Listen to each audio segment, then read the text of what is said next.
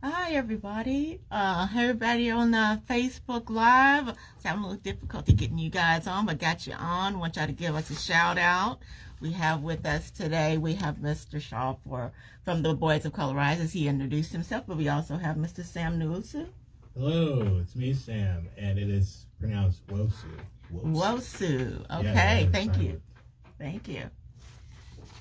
So, for this part of the program, we will have like a little bit of information about why is it important to volunteer. Okay, but before excuse me, before we get to that, we're gonna ask Mr. Wosu if he could look how I'm catching all of that. We're gonna ask Mr. Wosu how is it that he can well, first tell us a little bit about yourself, and then I'm gonna ask you about how you hooked up with this guy right here. All right, so I am a Louisville native, born and raised in the Highview area. Went to school here, elementary school, middle school, high school, UL. So pretty familiar with the area. UL, yeah, Cards. Yeah, go Cards. So I spent a lot of my time volunteering, but I also spend time playing my instruments. I'm a decently good violin player, I would say so myself. Decently good. But you play other instruments too, Sam. I do. I also play the ukulele, the banjo, a little bit of piano, clarinet, and I own a saxophone. Can't play that well yet. Stop it. Is it going on? Going on and on. Okay, so you said you went to middle school here. Yeah, I went to Newburgh. Newburgh. Okay. Newburgh Tigers. Interesting. Can you tell us a little bit of what it was like growing up through the 10 to 14 years, since 10 to 14 years is what you guys will be working on? Sure. Back in your day. Oh, yeah, back in my day. Of course, you're not 10 to 14 years right now, but. I do remember going to middle school, my sixth grade year. It was a little rough, but it was hard to make new friends, figure out how do I fit in with this crowd. I got the better feel of it 7th grade year and 8th grade year, but overall, if I had to do 8th grade again, middle school again, it would have been nice to have a solid group of friends, especially those who look like me as well. Wow. Okay.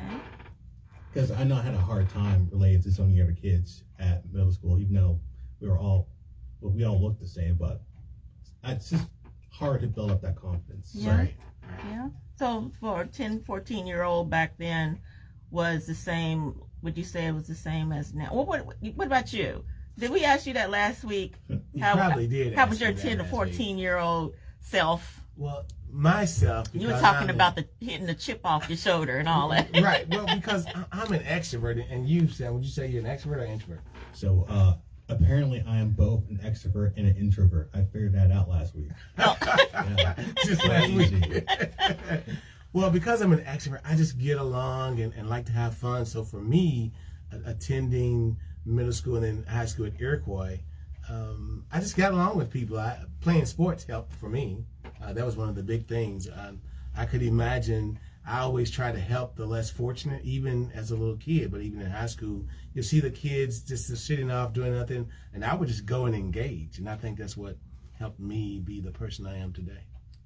A 10 to 14-year-old person going engaging yourself. I knew at 5 I had this gift. That's at what 5 you years said. old, I knew I had this gift with kids, and I could always be with them. I mean, I would take, especially like in football, I'd take all the kids that nobody wanted, and we would win because I knew if they were going to be on my team, you had to win anyway. But we would win, and it would uplift them and make them feel good. And that's what my life has always been about, helping other people.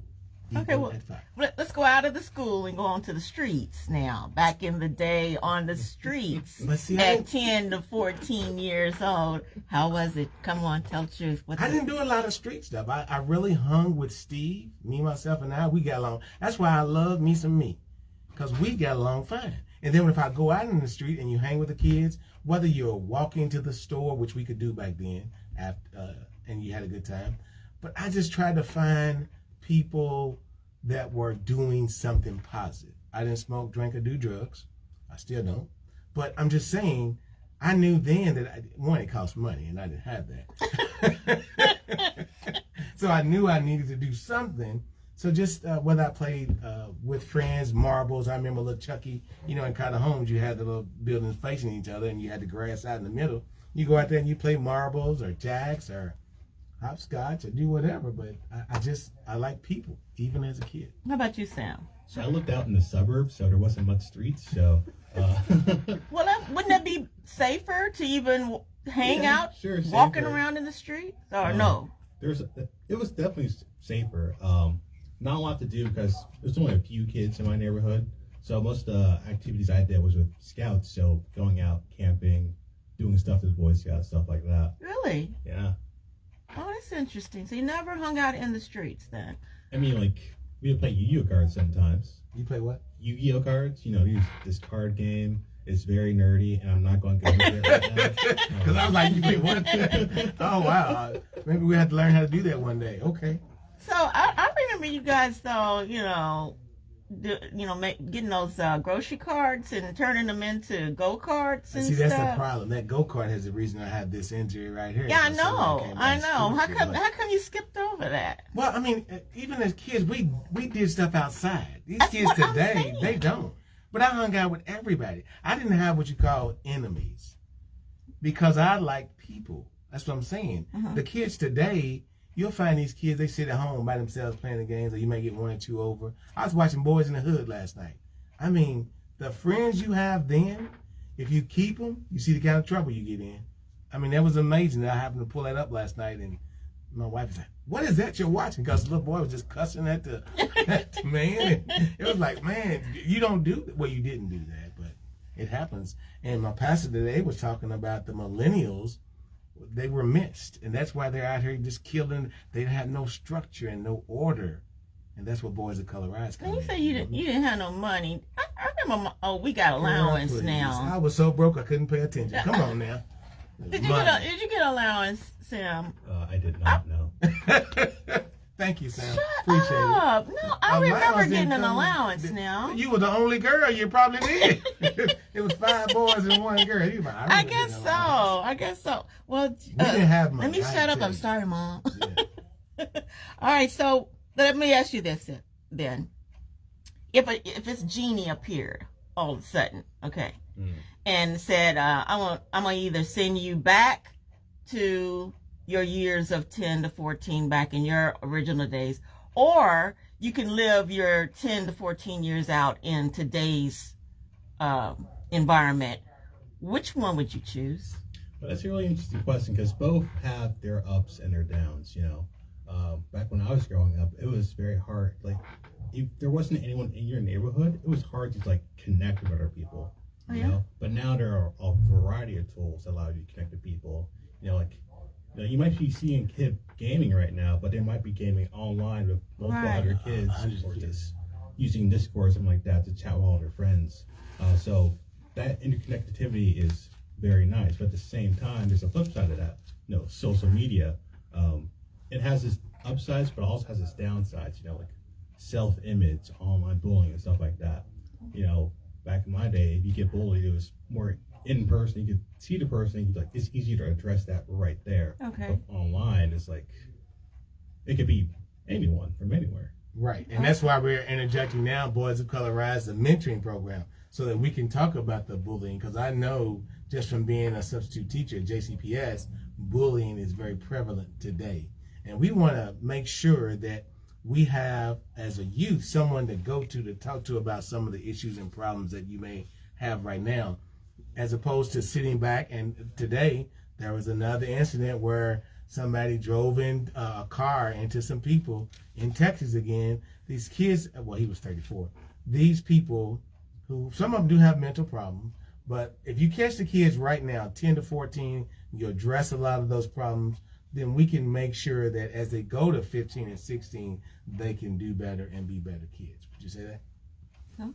Okay. So now let's get to the question of how did you hook up with this guy right here? I mean, when he came to you with this new program, Boys of Color Rise, what do you think about that? What do you think about him asking you to volunteer for this new program? I think it was after the second time I've met him in person that he asked me about Boys of Color Rise. The second time? Yeah, I think so. But I was really interested in that kind of idea because, like I volunteer with the Boy Scouts, but it caters to a very specific audience. But I wanted to like expand that because I know like this, I could provide a lot of stuff to a lot of people. I wanted to expand out. I was like, okay, I want to help more in my community to those who really need it. Yeah.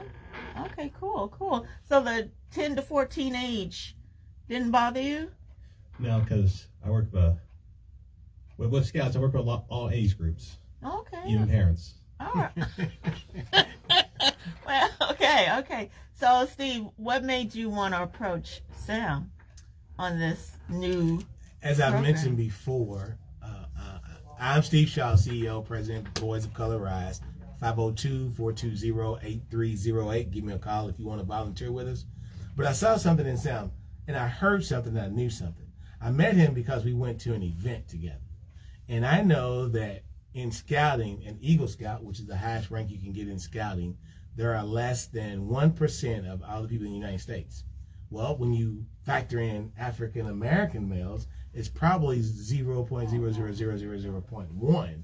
And I knew that of all the qualities that I needed for this program, he would fit a lot of those qualities. Because it's not easy being an Eagle Scout, first of all. It's not easy being an African American Eagle Scout. But because he's an engineer, I knew he had great qualities. Okay.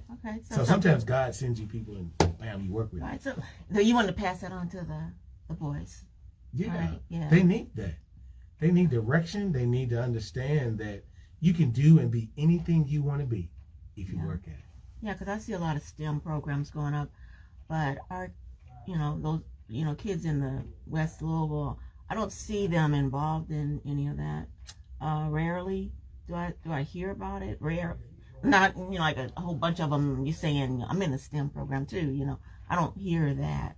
I hear maybe one or two. They don't know about it. So what we're going to do is we're going to at least let them know about it.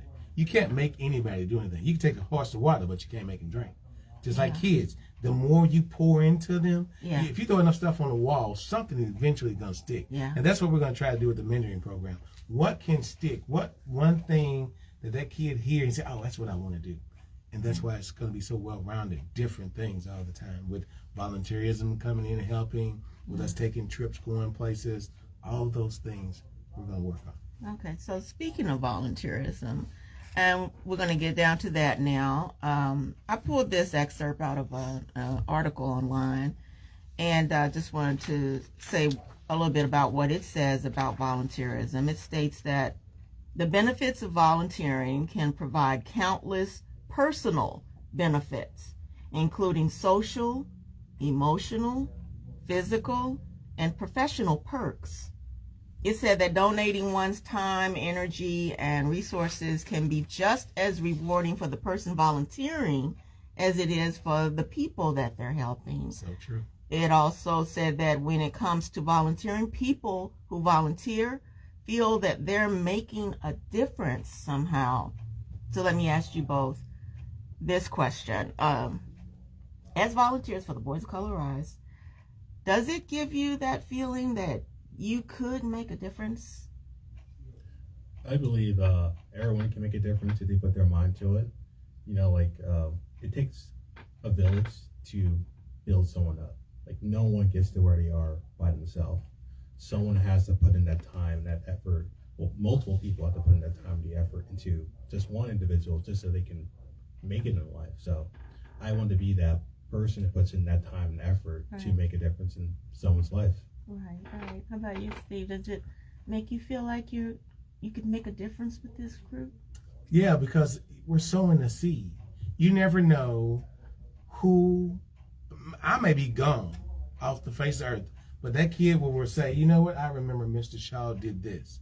Or if it wasn't for Sam or Mr. Shaw doing this, I wouldn't do this.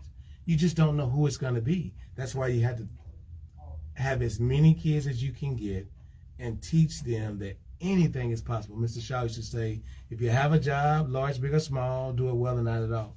We want to teach the kids you can do and be anything.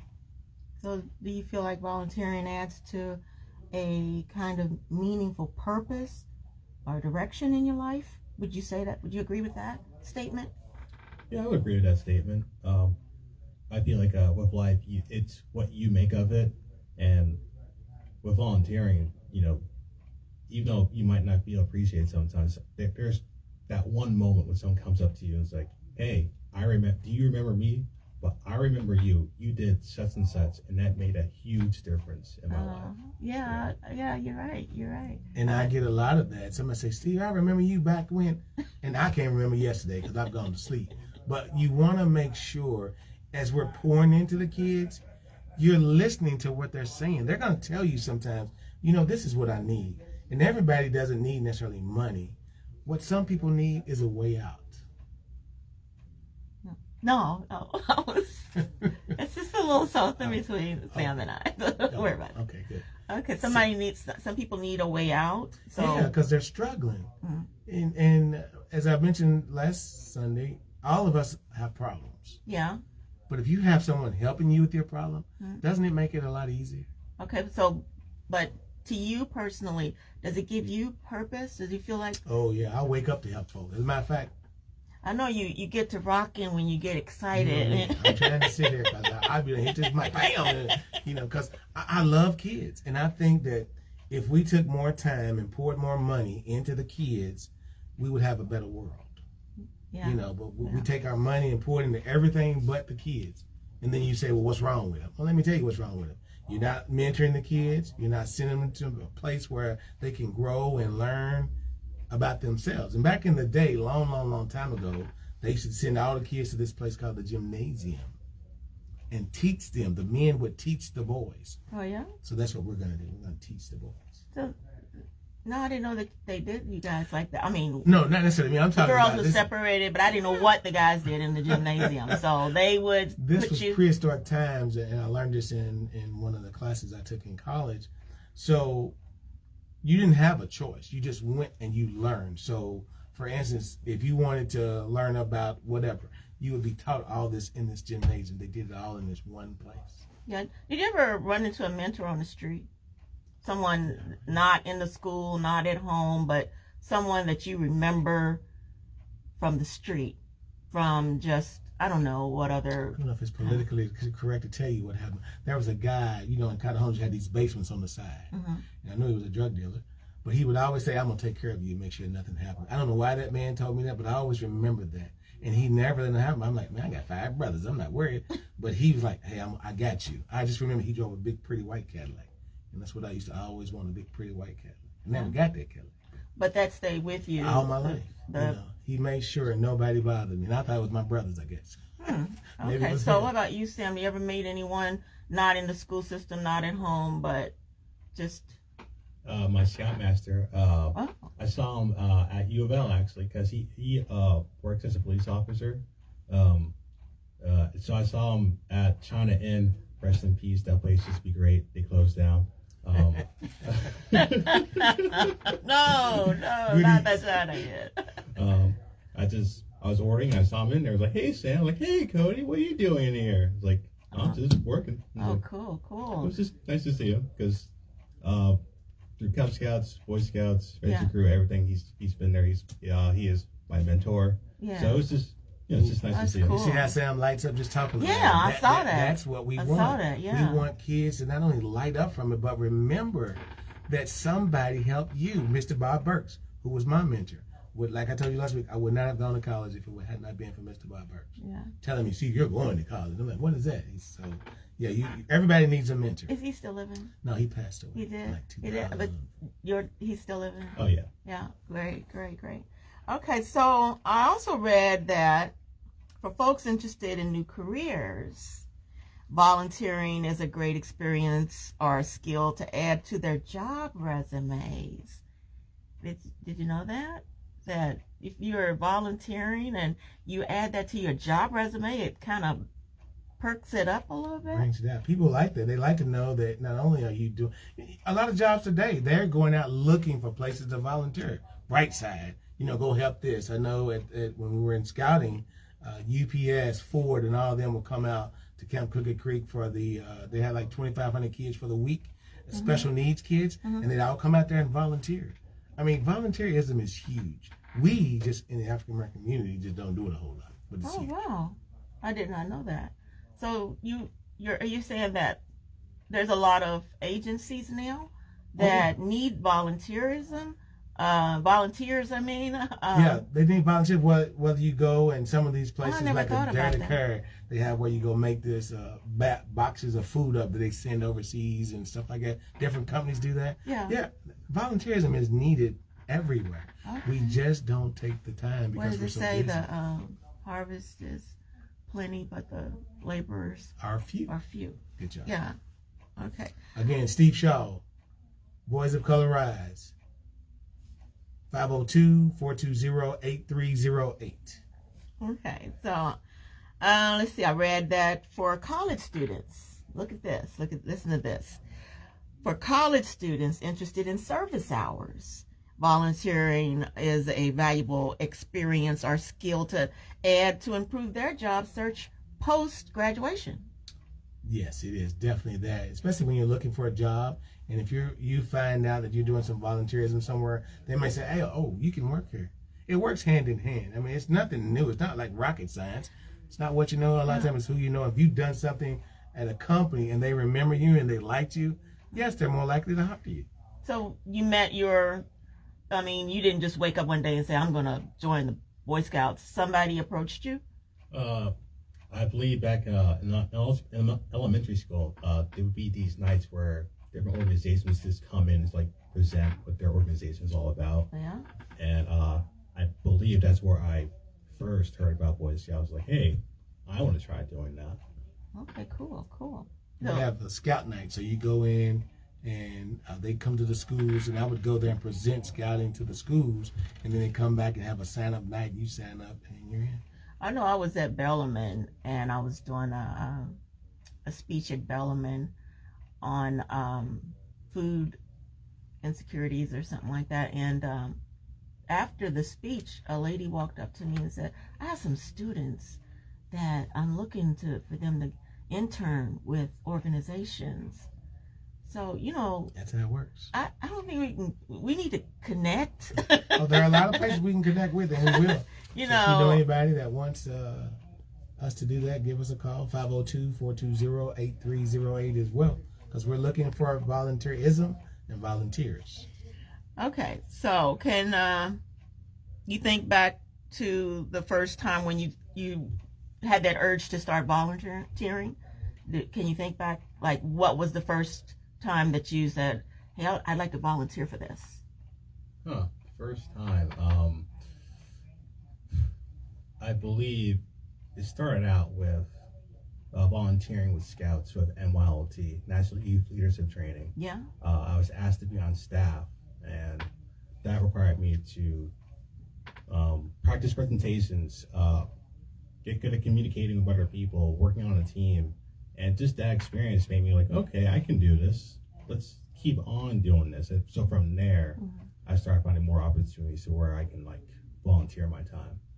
Okay, how about you, Steve? When's the first time that you don't have enough time for me to remember way back then. I couldn't remember the first time I volunteered doing something, but I'm sure it had to do with me deciding that it's time to work with something, someone, some people, some group, because again, I love kids, I love people, and I believe that the more you give, the more you get back. Okay, so again, reading from this article, it says that when you volunteer, you make connections with other volunteers and tackle challenges facing your community, even helping out with small tasks that can make a big difference in the lives of others. So let me ask you this question. Would you agree that volunteering can help build stronger communities? Yes, most definitely. A community is a group of people.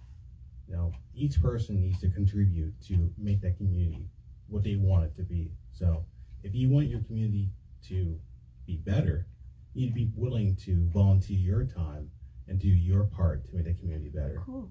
Yeah. Ditto. I mean, hey, that's great right there. Because we just think about it, the West End. If everybody in the West End volunteered and did something, whether it's pick up trash, Yeah. whether it's help young kids get to school, cross the street, the elderly, the seniors, if everybody did something, then we all become one part of one big community. But it's me, mine, I. We got to change it. Yeah, cool. Okay, so think about this. 20 years from now, right? 20 years from now, I mean, people in their 50s and over, right, today, and then the kids that are 10, 14 years, think about 20 years from now, they'll be in their 30s while we'll be in our 70s and 80s. So what do you think about the importance of volunteering now to help our kids prepare for the future? Because they will be the decision makers of how we'll spend the rest of our lives. Correct? I mean, how do you feel about that? If you left them alone and let them, and help them, as opposed to helping them.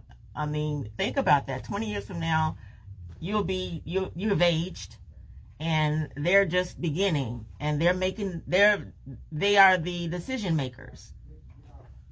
Well, hopefully they will also realize, hey, this is something important, and I should do that. Yeah. And you just keep that chain going and going. Yeah. I know that I ran into a bunch of kids. They were like, why did y'all leave this earth?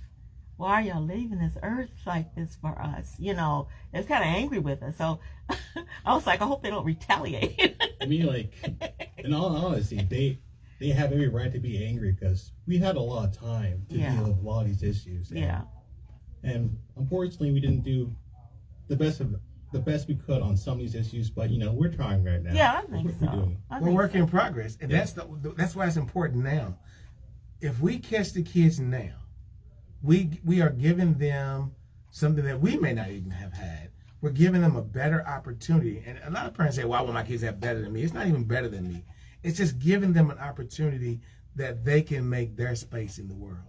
And their space could be whatever they want it to be. That's why I say everybody's not college material, everybody's not trade material. But if we mentor you for 5 years, you can be a productive citizen. And that's what we need, productive citizens. We need volunteers that want to help these youth be productive citizens each and every day. Okay, so I'm going to say this right quick. It was said also that volunteering can add new meaning to the lives of young people who haven't yet found their paths, and older adults, especially those who have retired or lost a spouse. Regardless of your age of life situations, volunteering can help take your mind off your worries and mentally stimulate and add more zest to your life.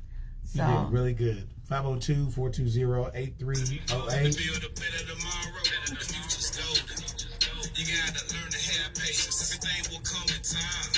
Now young black man rise. Young black man rise. I'm optimistic, not a statistic, got a bright future, and I can't risk it. Trying to do right, but it gets tempting. Walk the straight and narrow, but it gets tricky. My community. All right, you have a blessed one. yes, and volunteer. Amen. And Facebook Live, I need you to check in. Let us see where you're at.